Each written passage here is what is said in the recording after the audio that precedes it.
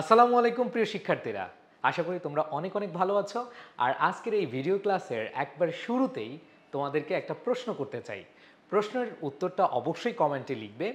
প্রশ্নটা হলো, তোমরা ইংরেজি প্রথম পত্রে এ প্লাস পাওয়াটাকে অনেক বেশি সহজ মনে করো, নাকি ইংরেজি দ্বিতীয় পত্রে এ প্লাস পাওয়াকে সহজ মনে করো? উত্তরটা তোমরা দিতে থাকো। আর এর মধ্যেই আমি আমার ফিলিংসটা বলে ফেলি।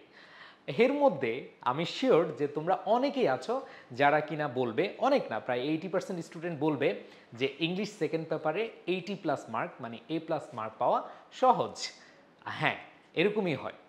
বাট যারা 20% আছে তারা হয়তো আগে থেকে খুব ভালো প্রস্তুতি নিয়েছে, এই জন্য তারা A+ আশা করতে পারে।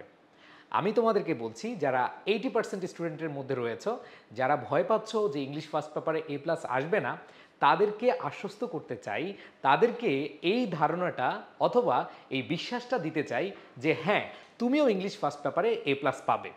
A+ পাওয়ার জন্য তোমাদের রাইটিং ফরম্যাটে মানে রাইটিং পার্টে যে 40 মার্কস, এই 40 মার্কসের মধ্যে 15 মার্কস রয়েছে আজকের যে টপিকটা তোমরা দেখতেই পাচ্ছ, গ্রাফ অ্যান্ড চার্ট।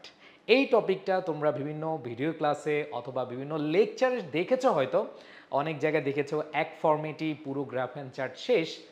এরপরে যখন তুমি পড়ার পরে ক্লাসটা করার পরে যখন নিজে পড়তে বসলে বা নিজে লিখতে বসলে, তখন তুমি হতাশ হয়ে গিয়েছো। কেন হতাশ হয়ে গেছো? যেগুলো বলা ছিল বা যেগুলো লিখতে বলা হয়েছে সেগুলো তুমি লিখতে গিয়ে আর পারছো না। হ্যাঁ, তোমরা যারা রয়েছো, তোমাদের জন্য এমন একটা ক্লাস নিয়ে হাজির হয়েছি। ইনশাল্লাহ এই গ্রাফ অ্যান্ড চার্টে একবার মিনিমাম 12, এর উপরে 13, 14, 15 পেতে পারো যদি আজকের ক্লাসটি একটু মনোযোগ দিয়ে করো।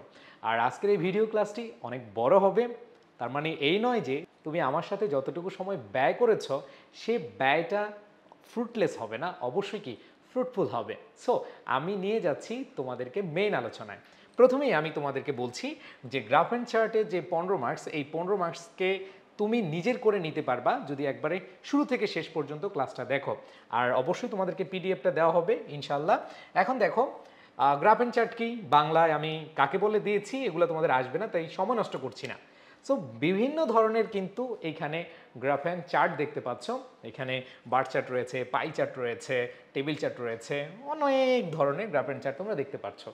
সো এগুলো দেখে আমাদের এখন সময় নষ্ট করার দরকার নেই, আমরা চলে যাচ্ছি মূল আলোচনায়। দেখো, তোমাদের এই গ্রাফ অ্যান্ড চার্টের যে 15 মার্কস, এই 15 মার্কসের মধ্যে 15 মার্কসই এনশিওর করতে পারবে যদি এই স্লাইডটা বুঝো।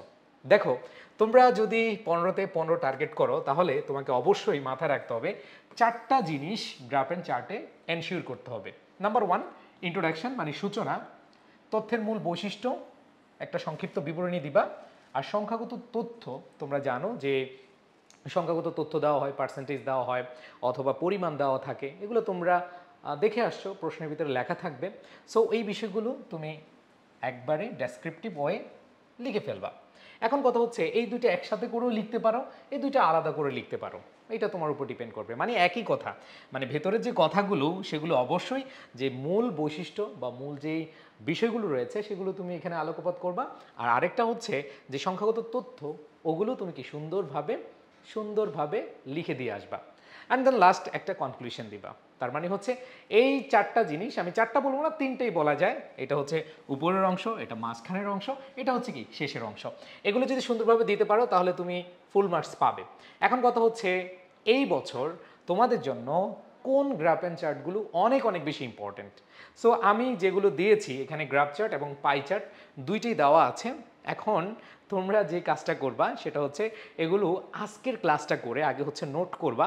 নোট করার পরে দেন তোমার বই থেকে তুমি মিলিয়ে নিয়ে ওই নোট অনুযায়ী, মানে আজকে তোমাদেরকে যে ফরম্যাট শেখাবো, যে টেকনিক শেখাবো, ওই টেকনিক অনুযায়ী তোমরা খাতায় সুন্দরভাবে কি করবে, লিখে রাখবে।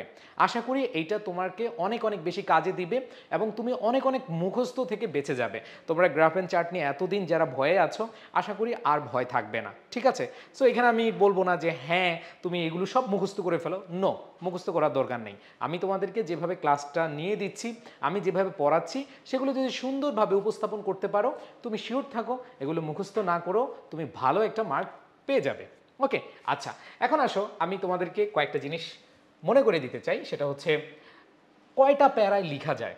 এখানে বেসিকলি 3টা প্যারায় তুমি গ্রাফ অ্যান্ড চার্ট লিখতে পারো। টাইটেল নো, এখানে কোনো টাইটেল লাগবে না। অনেকে ভাবে যে টাইটেল দেওয়া লাগবে কি না, নো, একবারে ডিরেক্ট তোমাদের বলে দিচ্ছি কোনো টাইটেল লাগবে না। আর শুধুই ড্র গ্রাফ, গ্রাফের মধ্যে কি আবার আমরা গ্রাফ আঁকবো? না, গ্রাফের মধ্যে গ্রাফ আঁকা লাগবে না, কারণ তোমার যে প্রশ্ন, ওই প্রশ্নতে সুন্দরভাবে গ্রাফ বা চার্ট লেখা থাকবে। সো এখানে তুমি শুধু শুধু এই জায়গাটা আনারই দরকার নেই, একবারে আনা হারাম।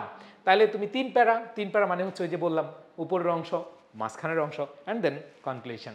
আচ্ছা, আমি তোমাদেরকে লেখাটা শেখাই, ফরম্যাটটা শেখাই। আচ্ছা, ফরম্যাটটা আমি গতানুগতিক কোনো ফরম্যাট শেখাবো না, কারণ হচ্ছে গতানুগতিক ফরম্যাট শেখালে সবাই একই রকম লেখা লিখে, সবাই স্টার্ট করে একই রকম লাইন দিয়ে। সো অনেক টিচার কিন্তু বুঝে যায় যে হ্যাঁ তুমি ফাঁকিবাজি টেকনিক কী করেছো, ফলো করেছো, তোমাকে কিন্তু ফুল মার্কস দিবে না। এই জন্য সতর্ক থাকতে হবে। দেখো সূচনাটা তুমি কিভাবে দিতে পারো, সূচনাটা তুমি কিভাবে দিতে পারো সেটার কয়েকটা ফরম্যাট দিচ্ছি। যেমন the graph illustrates, the graph reveals, the graph provides, the graph deals with, the graph shows. দেখো আমি কিন্তু 1 2 3 4 5 5টা লাইনের ফরম্যাট দিয়েছি। তুমি যখন শুরু করবে তোমার যেটা ভালো লাগে ওইটা দিয়ে শুরু করবে, ঠিক আছে? আচ্ছা, ধরো প্রথমেই দেখলাম দ্য গ্রাফ ইলাস্ট্রেটস দ্য, যে বিষয়টি থাকবে, ধরো এখানে লিটারেসি রেট আছে, অথবা এইখানে পপুলেশন গ্রোথ রয়েছে, অথবা ইন্টারনেট অথবা মোবাইল ইউজার অফ বাংলাদেশ রয়েছে, যেটাই থাকুক ওই টপিকটা লিখবা। তারপর হচ্ছে ফ্রম দ্য ইয়ার, সর্বনিম্ন যেটা এবং সর্বোচ্চ যে সালটা, ধরো 2003 সাল থেকে 2007 সাল পর্যন্ত দেওয়া আছে, তাহলে এইখানে লিখতে হবে from the year 2003 to from the year 2007, যেটা লিখে থাকে। অনেক গ্রাফে কি থাকে না, সাল দেওয়া থাকে না। যদি সাল না দেওয়া থাকে তুমি এতটুকু স্টপ করে দিবা, এখানে ফ্রম দ্য ইয়ার এগুলা লাগবে না। আবার বলে দিচ্ছি, এখানে আমি লিখে দিয়ে দিচ্ছি, সাল না থাকলে আমরা এভাবে শুরু করব, the graph illustrates reveals provides deals shows, the এরপরে কি হবে, টপিক হবে। অথবা তুমি এভাবে লিখতে পারো, the graph reveals information about the, যে বিষয়টা থাকবে সেটা লিখবা, তারপর হচ্ছে সাল লিখবা, মানে সর্বনিম্ন সাল, তারপর হচ্ছে কি সর্বোচ্চ সাল। এরপর দেখো তুমি যদি এই লাইনটা পছন্দ হয় না তোমার, তুমি যদি অন্য একটা লিখো, দ্য গ্রাফ প্রোভাইডস দ্য, এরপরে বিষয়টা লিখবা, এরপর ফ্রম দ্য ইয়ার টু, এইটা মানে একই রকমভাবে তোমরা লিখবা। ওকে, আচ্ছা ধরো এখানে আমাদের যেই গ্রাফ অ্যান্ড চার্টগুলো রয়েছে, the sources of air pollution in a city, the distribution of A families income, the literacy rate of Bangladesh, about the passing rates of different subject of students. ওই যে তুমি টপিক, এই টপিকগুলো লেখাই থাকবে, জাস্ট ওই টপিকগুলো এখানে বসিয়ে দিবে, ওই টপিকগুলো বসিয়ে দিবে, আর সালগুলো তোমার যেই চার্ট দেওয়া থাকবে সেটাতে সুন্দরভাবে লেখা থাকবে। ওকে, কোনো সমস্যা নেই, আমি তোমাদেরকে একবার প্র্যাকটিক্যালি শেখাবো। ক্লাসটা বড় হচ্ছে, হয়তো তোমরা অনেকেই ভাবছো কেমন জানি হয়, বিশ্বাস রাখো অনেক ভালো কিছু পারবে, ঠিক আছে? আচ্ছা, তার মানে সূচনা আমি শেষ করলাম। সূচনা যদি সাল থাকে তাহলে আমি এটা ইউজ করব, আর সাল না থাকলে এইভাবে যে বিষয়টি থাকবে এতটুকু পর্যন্ত লিখবো। ওকে, আচ্ছা সূচনা শেষ। এখন কথা হচ্ছে ভেতরে কি লিখবো আমি, তাই না? ভেতরের বিষয়টা আমি কি কি লিখবো বা কোন জিনিসগুলো উপস্থাপন করবো। আসো, তোমাদের ফরম্যাটটা হচ্ছে এরকম, according to the statistics of the graph, shows দিতে পারো, ইলাস্ট্রেট দিতে পারো, ইন্ডিকেটস দিতে পারো। তোমাদের মধ্যে অনেক বোকা আছে যারা কিনা এই বোকামিটা করে। বোকামিটা কি জানো? সেটা হচ্ছে অনেকে লিখে শোজও লিখে, ইলাস্ট্রেটসও লিখে, আবার ইন্ডিকেটসও লিখে, মানে শোজ ইলাস্ট্রেটস ইন্ডিকেটস তিনটা লিখে না, যে কোনো একটা লিখতে হবে। এগুলো আমি অবলিক দিয়ে দিয়েছি কারণ এক এক স্টুডেন্ট এক একটা লিখলে ভালো, ঠিক আছে? মানে ধরা খাওয়ার পসিবিলিটি কম থাকে। হ্যাঁ, আচ্ছা, তো দেখো দ্যাট দ্য রেজাল্ট অফ, যে বিষয়টা, ধরো এখানে পপুলেশন গ্রোথ, এইখানে হচ্ছে লিটারেসি রেট, এইখানে যদি মোবাইল ইউজার অথবা হচ্ছে ইন্টারনেট ইউজার, যেটাই থাকুক ওইটা দিবা, ইজ ডিফারেন্ট। ওইটা দেওয়ার পর ইজ ডিফারেন্ট। স্বাভাবিকভাবে এটা ডিফারেন্ট কেন হবে? ওই গ্রাফ বা চার্টে দেখবা যে সংখ্যা কিন্তু সেম থাকে না, কোনোটা বেশি হয় কোনোটা কম হয়, তো এটা আমরা লিখে দিতে পারি, তাই না? আচ্ছা, এবার আসো, from the graph we can see that, from the graph আমরা দেখতে পাচ্ছি, we can see that the highest rate is, এখানে যেটা সর্বোচ্চ সংখ্যা থাকে, যেটা সর্বোচ্চ থাকবে সেটা লিখবা, সেটা সংখ্যা থাকুক, পরিমাণ থাকুক, শতকরা থাকুক, যেটা দেওয়া থাকে সেটা লিখবা। ইন, এইটা সাল। দেখবা অনেক গ্রাফে কি থাকে না, সাল থাকে না। যদি সাল না থাকে এখানে সাল লেখার দরকারই নাই। তোমাদেরকে আবার বলে দিচ্ছি, এখানে যদি সাল না থাকে তাহলে তুমি সাল বসাবা না। On the other hand the lowest, তাহলে দেখো প্রথম কি লিখলাম, হাইয়েস্ট রেট, পরে কি লিখলাম, লোয়েস্ট রেট। এবার লোয়েস্ট রেট এটা লিখলা, শাল যদি থাকে তাহলে লিখবা, নাহলে লিখার দরকার নেই। এবার দেখো দেয়ার ইজ আ নোটিসেবল অথবা রিমার্কেবল, হয় নোটিসেবল লিখবা না হলে কি রিমার্কেবল লিখবা, দুইটাই লেখা যাবে না, যে কোনো একটা, ঠিক আছে। এবার difference between the highest rate and the lowest rate, তাহলে এখানে যে বিষয়টা বলা হয়েছে there is a noticeable and remarkable, এখানে যে কোনো একটা লিখবা, difference between the highest and lowest rate. তাহলে প্রথমে যে বিষয়টা দেখো, প্রথম লাইনে কি বুঝিয়েছ, প্রথম লাইনে বুঝিয়েছ যে এই গ্রাফে এগুলা কিন্তু সেম না, ডিফারেন্ট, হ্যাঁ। দ্বিতীয়ত যেই বিষয়টা করছো সেটা হচ্ছে তুমি হাইয়েস্ট রেটটা লিখবা, লোয়েস্ট রেটটা লিখবা, দেখো তোমার লাইন এবং ওয়ার্ডসগুলো কীভাবে বাড়তেছে। লিখার পরে এরপরে বলবা যে এটা দুইটার মধ্যে একটা ডিফারেন্স আছে, এই দুইটার মধ্যে কি আছে, ডিফারেন্স আছে, তাহলে ডিফারেন্সটা লিখবা, শেষ করলা। এবার দেখো দ্য ডিফারেন্স ইজ, এরপরে ডিফারেন্সটা কি লিখে দিবা। ধরো এখানে 2007 সালে এটা হয়েছে 60%, আর 2003 সালে ধরো এটা হচ্ছে 30%, তাহলে এইখানে লোয়েস্ট ছিল 30, হাইয়েস্ট ছিল 60, এবার ডিফারেন্স কত, 30, তাহলে এটা লিখে দিবা যে এখানে যেটা বাদ দিলে ধরো 60 থেকে 30 বাদ দিলে 30 থাকে, তাহলে 30 লিখে দিবা, তাই তো। আচ্ছা, তারপর হচ্ছে between the highest and lowest rate, যেটা তোমরা মাত্র মাইনাস করলা সেটাই লিখে দিলাম, ঠিক আছে। আচ্ছা, এখন আসো এতটুকু লিখতে পারলা, লিখার পরে তুমি যে কাজটা করবা সেটা হচ্ছে উই হ্যাভ সিন দ্যাট, আমরা দেখতে পারলাম, কি দেখতে পারলাম মানে যে বিষয়টা দেওয়া থাকবে সেটা লিটারেসি রেট হোক, সেটা ইন্টারনেট ইউজার অথবা সেলফোন ইউজার যেটাই থাকুক সেটা লিখলা। এরপরে তুমি হচ্ছে কোনটা ডিক্রিজ হলো, কোনটা ইনক্রিজ হলো, ইনক্রিজ হলে ইনক্রিজটা দিবা, ডিক্রিজ হলে কি ডিক্রিজটা দিবা, এইভাবে তুমি লিখতে থাকো যে এত সালে এইটা, অত সালে এইটা। এখন অনেক সময় কি থাকবে না, সাল থাকবে না, সাল না থাকলে ধরো কোনো একটা প্রফেশন, কোনো একটা প্রফেশন থাকলো, প্রফেশন ধরো টিচিং প্রফেশনে বাংলাদেশের মানুষ কতজন যাইতে চায়, অথবা বিজনেসে কত যেতে চায়, গভর্নমেন্ট জবে কত যেতে চায়, এরকম ধরো আসলো, ঠিক আছে। এরকম আসলে আসলে তুমি কিভাবে লিখবা, এখানে তোমাদেরকে বলছি এই যে এর আগে যেটা দেখালাম যে হাইয়েস্ট রেট মানে যেই প্রফেশনে সবচেয়ে বেশি মানুষ যায়, ধরো গভর্নমেন্ট জবে 60% মানুষ কি করে, প্রেফার করে, তাহলে ওনাদের লিখলা।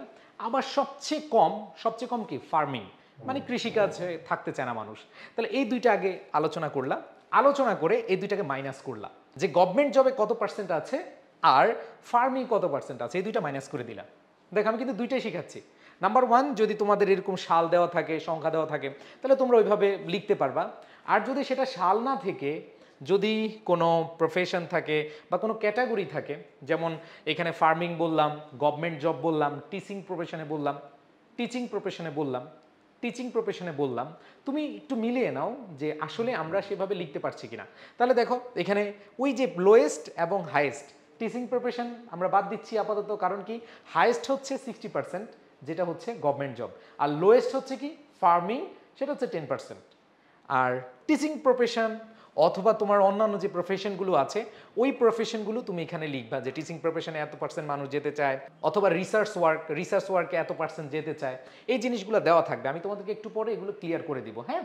সো যদি পার্সেন্টেজ থাকে তাহলে তুমি ইনক্রিজ ডিক্রিজ এভাবে লিখে দিবা, আর যদি পার্সেন্টেজ না থাকে তাহলে কিভাবে লিখতে হবে সেগুলো আমি তোমাদেরকে একটু পরে দেখাচ্ছি। এখন আসো last conclusion, finally analysing the survey, it can be said that the day is not far away when every person will show positive, যদি কোনো আসপেক্ট হয় তাহলে পজিটিভিটি লিখবা, আর যদি কোনো নেগেটিভ হয় তাহলে নেগেটিভিটি লিখবা। আবার তিনোটা লিখে দিও না যে পজিটিভিটিও লিখলা, নেগেটিভিটিও লিখলা, আবার অবজেকশন লিখলা, না, যে কোনো একটা তুমি দেখলেই বুঝতে পারবা যে আসলে এটা কি পজিটিভ কিছু নাকি নেগেটিভ কিছু। তাহলে পজিটিভ হলে পজিটিভিটি লিখবা, আর যদি নেগেটিভ হয় তাহলে নেগেটিভিটি বা অবজেকশন লিখবা, ঠিক আছে। আচ্ছা, সো এই ফরম্যাটটা আমি তোমাদেরকে দেখালাম, আর এটা একটা তোমাদেরকে স্লাইড দিয়েছি যে কিছু কিছু যারা একবার 15-তে 15 পেতে চাও, তুমি হচ্ছে একটু চালাকি করে অ্যাপ্রক্সিমেটলি না লিখে তুমি almost but not completely exact অথবা ড্রামাটিক্যালি এটা ইউজ করতে পারো। By a quick and large amount dramatically use করতে পারো, ইরিটেক্যালি ইউজ করতে পারো, গ্র্যাজুয়ালি ইউজ করতে পারো, ঠিক আছে, মার্কলি ইউজ করতে পারো, সিগনিফিকেন্টলি ইউজ করতে পারো, স্লাইটলি ইউজ করতে পারো, স্লোলি ইউজ করতে পারো, স্টেডিলি ইউজ করতে পারো। সো এই অ্যাডভার্বগুলো তুমি ইউজ করতে পারো যেগুলো এই অর্থ প্রকাশ করে থাকে। সো এটা জাস্ট যারা হচ্ছে অ্যাডভান্স, যারা খুব ভালো লিখতে পারো, তোমরা চাইলে কি করতে পারো, এই অ্যাডভার্বগুলো ওই সেন্টেন্সগুলো দেখি ইউজ করতে পারো। বুঝাতে পেরেছি? এই জন্য আমি লিখে দিলাম। আসো তোমাদেরকে এখন যে কাজটা আমি করাবো, আমি যে ফরম্যাটটা তোমাদেরকে শেখালাম, এই ফরম্যাটটা কিভাবে অ্যাপ্লাই করতে হয়, কিভাবে তুমি ভালোভাবে লিখতে পারবা সেটা দেখাবো। আসো দেখো, এখানে একটা প্রশ্ন আছে, the graph chart shows the choice of preparation by educated people in our country এখানে কিন্তু তোমাদেরকে আমি দুইটা গ্রাফ করাবো, একটা হচ্ছে এরকম রেড দিয়ে সাল এবং রেড দিয়ে, আরেকটা হচ্ছে সাল না জাস্ট ক্যাটাগরি অনুযায়ী তোমাদেরকে শেখাবো। কারণ অনেকেই যেই কাজটা করে, অনেকেই দেখি, আমিও নিজেও দেখি, সেটা হচ্ছে শুধু একটা ফরম্যাট দিয়ে দেয়, বাট কিভাবে লিখতে হবে স্টুডেন্টদেরকে এটা ক্লিয়ার করে দেয় না। সো আমি বিশ্বাস করি তোমরা যারা ক্লাসটা করছো তোমরা আশাহত হবে না, ইনশাল্লাহ অনেক অনেক অনেক ভালোভাবে তোমরা পরীক্ষার হলে লিখতে পারবা। যেমন ধরো এখানে কিন্তু কোনো সাল নেই, এখানে যেই প্রফেশনগুলো আছে যেমন farming, business, government job, research work, banking, teaching, তাই না?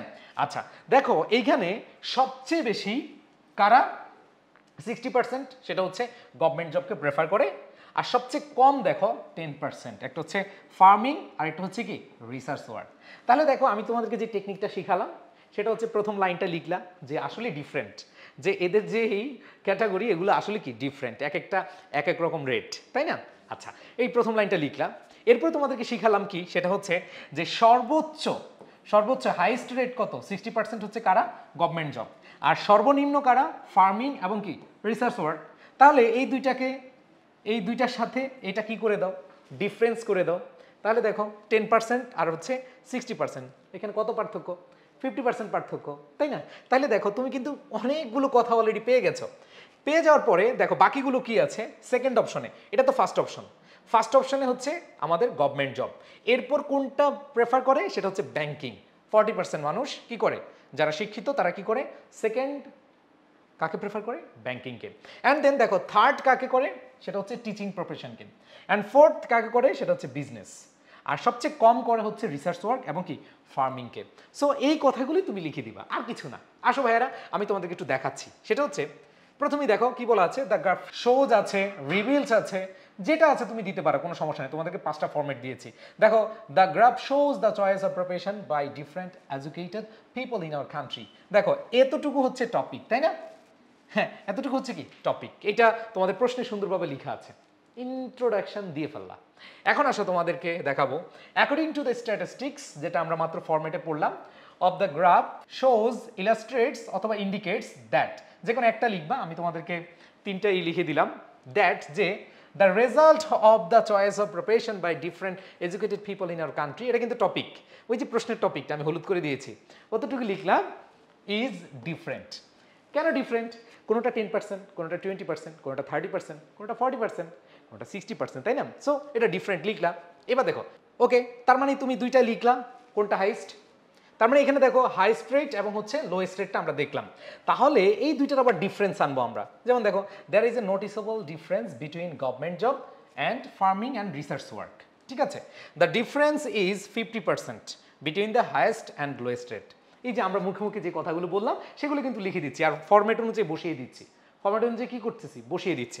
এবার দেখো উই হ্যাভ সিন দ্যাট, আমরা দেখি banking profession holds the second position at 40%। ওই যে তোমাদেরকে বললাম এই দুইটা তুমি হাইস্ট এবং লোয়েস্ট পার্থক্য দেখাও, দেখানোর পরে তুমি যেটা সেকেন্ড আছে সেটা আনো, যেটা থার্ড আছে সেটা আনো, যেটা ফোর্থ আছে সেটা আনো, একবার ইজি। দেখো এখন আমি কি আনলাম, সেকেন্ড পজিশনে কে আছে, banking. Then comes the teaching profession, teaching profession আছে কত, হুইচ ইজ চোজেন বাই 30%, লিখে দাও 30%। তারপর দেখো then comes to the business profession, business profession কত, 20% এডুকেটেড পিপল। এরপর দেখো the percentage of people preferring government job is surprising. তার মানে তুমি এতক্ষণ দেখলা যে সবচেয়ে বেশি কে, সারপ্রাইজিং কে, গভর্নমেন্ট জব, তাই না? 60% of educated people like the government job, তার মানে হচ্ছে এই গভর্নমেন্ট জবকে 60% মানুষ কি করে, পছন্দ করে, ওই কথাটা লিখলা। But it is a matter of sorrow that, এটা দুঃখের বিষয় বা এই কথাটা তুমি লিখতে পারবে না যে যেখানে গভর্নমেন্ট জব 60%, 10% হচ্ছে মাত্র ফার্মিং অথবা রিসার্চ ওয়ার্কে, এই কথাটা লিখে দিচ্ছে 10% of people choose farming and research work as their profession. Last conclusion, so from the graph it is clear that most of the educated people are running after jobs, especially government job, তারপর instead of becoming self-employed by doing farming research work, ওই জায়গাটা তুমি compare করে দিয়ে দিলা। তো ব্যাপারটা হচ্ছে দেখো এখানে কিন্তু কোনো সাল নেই, আর সালটা হলে আর সহজ, আমি তোমাদেরকে এখন দেখাবো সাল আসলে কিভাবে তোমরা লিখবা। সুতরাং দেখো এইখানে the graph below shows the literacy rate of Bangladesh from 1995 to 2010। দেখো এখানে সাল দেওয়া আছে, এটা আরও সহজ। হাসো, এটা আমি তোমাদেরকে দেখিয়ে দিচ্ছি। প্রথমত দেখো 1995 সাল থেকে কত সাল, তাই না? আচ্ছা, 1995 সালে ছিল 38%, এরপরে 56, এরপরে হচ্ছে 47, এরপর হচ্ছে 43, এরপর হচ্ছে 56.8%। তোমাদেরকে প্রথমত যে কথাটা বলেছি, প্রথম হেডিং বা ইন্ট্রোডাকশনটা কিভাবে শুরু করবা, সেটা হচ্ছে শোজ দ্য, এরপরে টপিকটা কি হবে, the literacy rate of Bangladesh from 95 to 2010। প্রথম লাইনটা কিন্তু তুমি লিখে ফেলছো। এইবার তোমাদেরকে কি বলেছিলাম, সেটা হচ্ছে সবচেয়ে মানে হাইয়েস্ট রেট কোনটা। হাইয়েস্ট রেট দেখতে পাচ্ছি এই যে এইটা, তাই না, 2010-এ। আর একবারে লোয়েস্ট কত, 1995 সাল। তাহলে প্রথম হাইয়েস্ট রেট লিখো, সাল লিখো, লোয়েস্ট রেট লিখো, সাল লিখো, এরপরে যে কাজটা করতে হবে এই দুইটার কি করে দাও, ডিফারেন্স করে দাও। এখানে 56, এখানে 56, আর এখানে হচ্ছে 38। সো মাইনাস করে দাও, মাইনাস করে দিলে তুমি কিন্তু অলরেডি অনেকগুলো কথা পেয়ে যাচ্ছ। এখন তুমি যে কাজটা করবা সেটা হচ্ছে, হ্যাঁ মাইনাস করলাম, এখন দেখো তুমি দেখো এই 1995 সাল এবং 2000 সাল, এর মধ্যে 38% থেকে 56 হয়ে গেছে। আবার দেখলে এখানে কমে গেল, তার মানে এখানে ইনক্রিজ, এখানে কি ইনক্রিজ, আর এখানে কি হচ্ছে, ডিক্রিজ হচ্ছে, তাই না? আবার এখানে কি হচ্ছে, ডিক্রিজ হচ্ছে, এই কথাটা লিখে দাও। বাট 2003 সাল থেকে আবার কি হয়েছে, ইনক্রিজ হয়েছে, এই কথাটা লিখে দাও, তাহলে তো হয়ে গেল। আসো তোমাদেরকে দেখাই কিভাবে আমরা এটা শেষ করতে পারি। দেখো এখানে the graph deals with the literacy rate of Bangladesh from 1995 to 2010, এটা তোমাদেরকে বলছি, এভাবে যেভাবে লেখা আছে এটা লিখলাম। এইবার according to the statistics of the graph shows illustrates indicates the result of, এই যেটা লিখলাম, ইজ ডিফারেন্ট, হ্যাঁ আগের মতোই।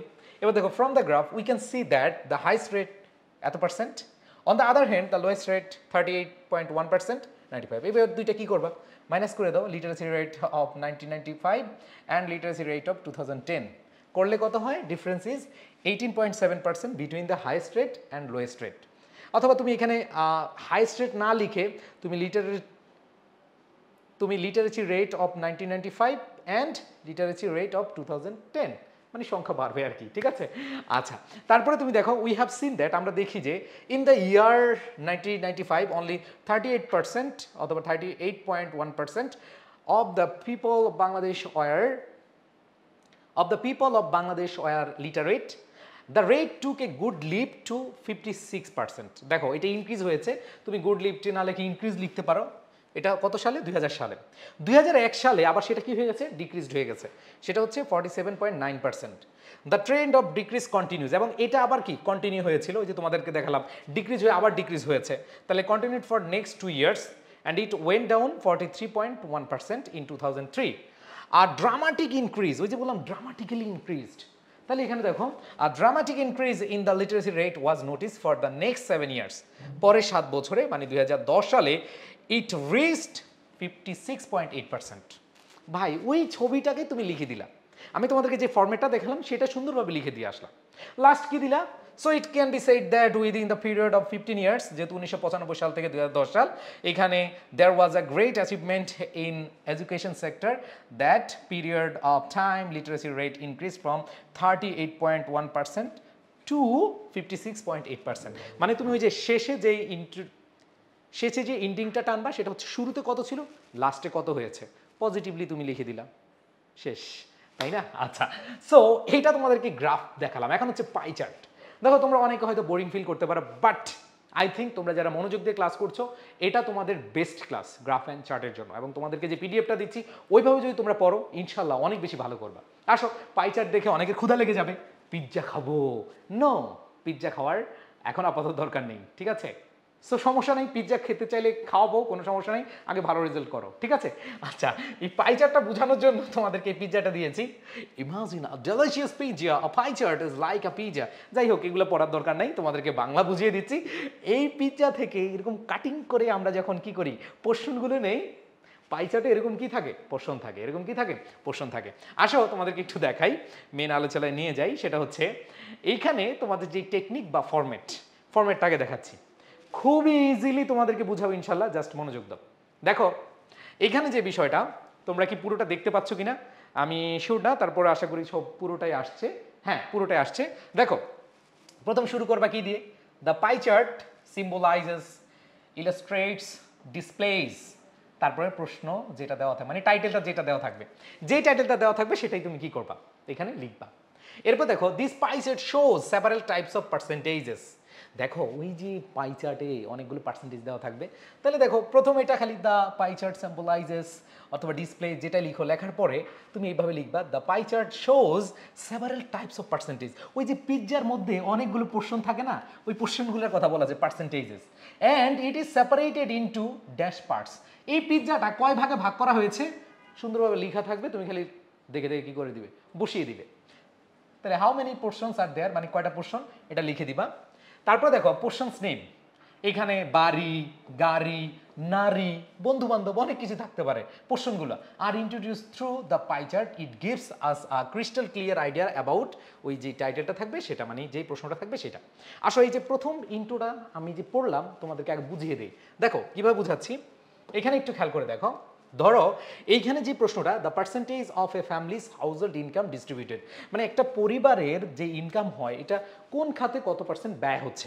এখানে দেখো ফুড, খাবারের জন্য 25%, খাবারের পরে ক্লোথস এখানে দেখতে পাচ্ছি 13%, এডুকেশন মানে সবচেয়ে 25-এর পরে 22, এটা এডুকেশন হচ্ছে 22%, পাওয়ার সেটা হচ্ছে 5%, ট্রান্সপোর্টের জন্য 12% মানে 12%, অন্যান্য হচ্ছে 8%, সেভিংস 15%।